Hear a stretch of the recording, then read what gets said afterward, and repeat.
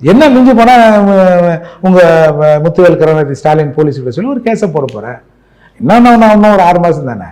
அப்புறம் ஒருத்தன் தன்னுடைய அடுத்த கட்டத்தையே வந்து கொன்று புதைக்கிறான்னா அவன் சமூகத்துக்கு எப்படி சார் உண்மையாக இருப்பான்?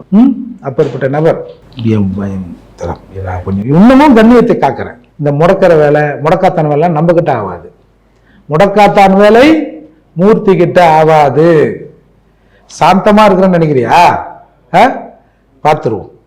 இதுக்கு மேல வைக்கிறேன் சார். என்ன மிஞ்சி போனா உங்க முத்துவேல் கருணாநிதி ஸ்டாலின் போலீஸ் கிட்ட சொல்லி ஒரு கேஸை போட போறேன்.